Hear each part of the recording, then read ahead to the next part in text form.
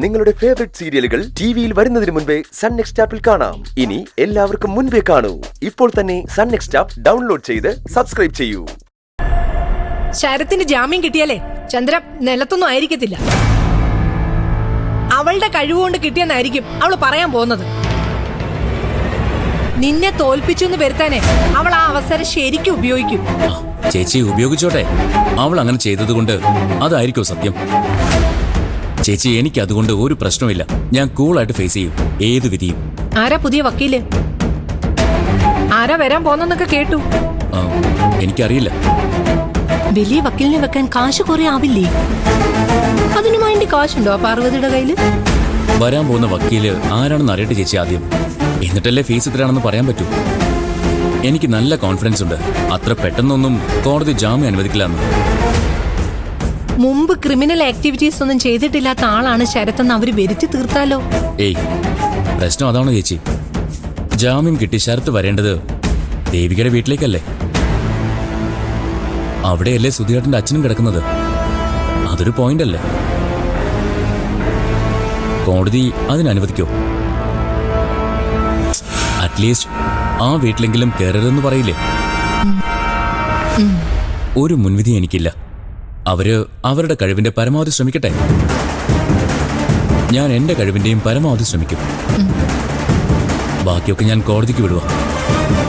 കോടതി തീരുമാനിക്കും ശരത്തിന്റെ വിധി.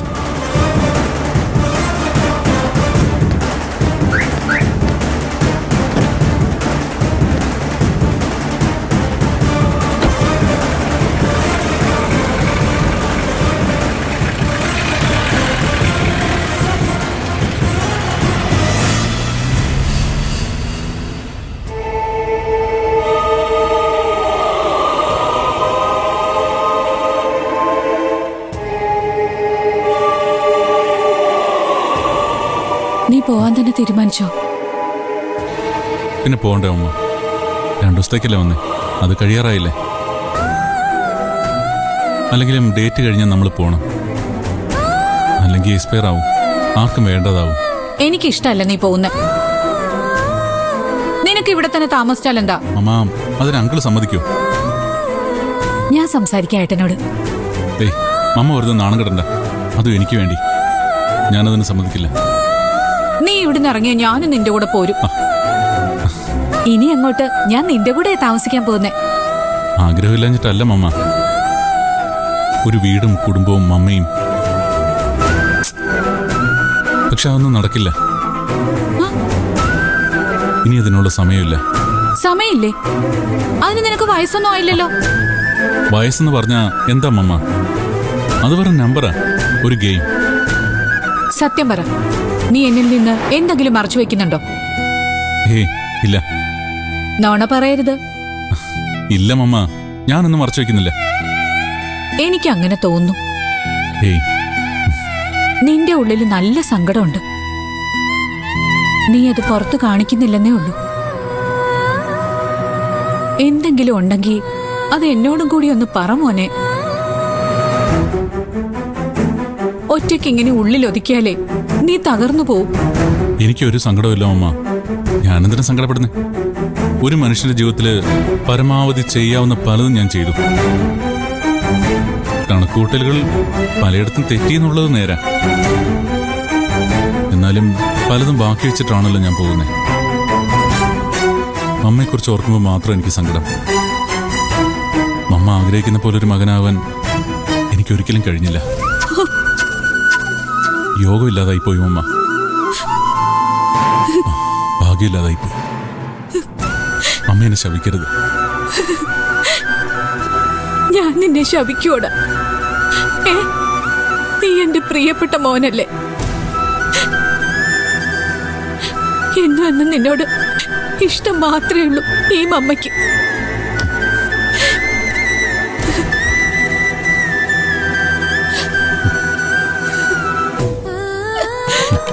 മതി, എനിക്കത് മതി. എനിക്കിത് കേട്ടാ മതി.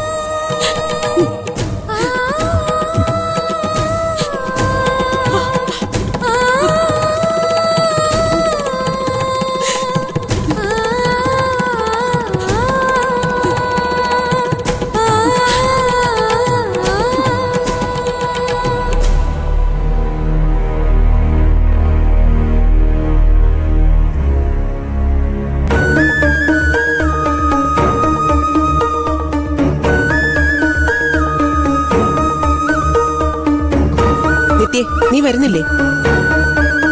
എങ്ങോട്ട്? കോടതിയിലേക്ക്. എന്തിന്? അവന്റെ കേസ് പരിഗണിക്കുന്ന ദിവസമല്ലേ ഇന്ന്? അതുകൊണ്ട് നീയും കൂടി അവിടെ ഉണ്ടായാലല്ലേ അവന് സന്തോഷാവുള്ളൂ. അങ്ങനെ അവനെ സന്തോഷിപ്പിക്കലല്ല ഇവളുടെ ജോലി. നീ ഇതിൽ ഇടപെടണ്ട. ഞാൻ ഇടപെടും.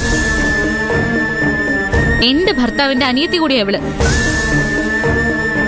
ഇവളുടെ കാര്യത്തിൽ ഇടപെടാനുള്ള അവകാശം എനിക്കുണ്ട്. ഈ കുടുംബം നശിപ്പിച്ചു, എന്നിട്ട് മതിയായില്ലേ നിനക്ക്? അത് തന്നെയാ അമ്മ എനിക്ക് അങ്ങോട്ടും ചോദിക്കാനുള്ളത്. നമ്മളെ ദ്രോഹിച്ച ഒരുത്തനെ ജാമ്യത്തിലിറക്കാൻ അമ്മ എന്തിനാ പോകുന്നേ? ശരി, അത്രയ്ക്ക് നിർബന്ധമാണെങ്കിൽ അമ്മ വേണമെങ്കിൽ പോയിക്കോ. ഇവളെന്തിനാ വിളിക്കുന്നേ? പിന്നെ ഈ കുടുംബം നശിപ്പിച്ചതേ അത് ഞാനല്ല, അവനാ, ശരത്ത്. അവന്റെ കൂടെ നിന്ന് നിങ്ങളും അറിയാതെ ആ നശിപ്പിക്കലിന് കൂട്ടുനിന്നു. എല്ലാം ഞാൻ സഹിക്കണം. നിന്നെ അന്നേ ഇറക്കി വിട്ടിരുന്നെങ്കിൽ ഇത് വല്ലതും കേൾക്കേണ്ട ഗതികേട് എനിക്ക് ഉണ്ടാവുമായിരുന്നോ? അമ്മ എന്ത് വർത്താനായി പറയുന്നേ? സുധിയേട്ടൻ മരിച്ചെന്ന് കരുതി ഏട്ടത്തെ എന്തിനെ ഇറക്കി വിടുന്നേ? വിടാതിരുന്നതിന്റെ ഫലമാ ഞാനിപ്പോ അനുഭവിക്കുന്നത്. അമ്മ അമ്മ ചെയ്യുന്നതാ തെറ്റ്. അതമ്മയ്ക്ക് മനസ്സിലാവുന്നില്ലെന്ന് മാത്രം. അച്ഛനെ മറന്ന അമ്മ ഇപ്പൊ ഈ ശരത്തിനെ സഹായിക്കുന്നത് അതമ്മ ഓർക്കണം. ഇതുവരെ സഹായിച്ചതൊക്കെ പോട്ടെ, ഇനിയെങ്കിലും അമ്മയ്ക്ക് ഇതൊന്ന് നിർത്തിക്കൂടെ? അവന് കിട്ടേണ്ടത് തന്നെയാ ഇപ്പൊ കിട്ടിക്കൊണ്ടിരിക്കുന്നത്. അതീന അവനെ കരകയറ്റാൻ നോക്കുന്നത് പാപമാണമ്മേ. അമ്മ ഒരിക്കലും അത് ചെയ്യാൻ പാടില്ല. ഞാൻ എന്ത് ചെയ്യണമെന്നും ആരെയൊക്കെ സഹായിക്കണമെന്നും ഞാനാ തീരുമാനിക്കുന്നത്. അതിനെനിക്ക് ഒരുത്തിയുടെ ഉപദേശം വേണ്ട. നീ വരുന്നുണ്ടോ? ഇല്ല. കണ്ടോടി, ഇതിനൊക്കെ നീ മറുപടി പറയേണ്ടി വരും, ഇന്നല്ലെങ്കിൽ നാളെ.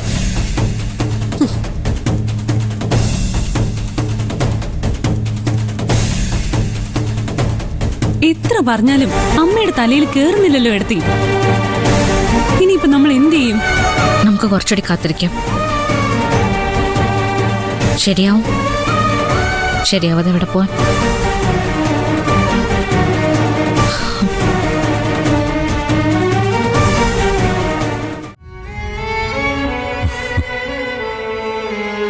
അങ്കിള് പേടിക്കുന്നുണ്ടാവും ഞാനിതൊരു സ്ഥിരം പതിവാക്കുമെന്ന്.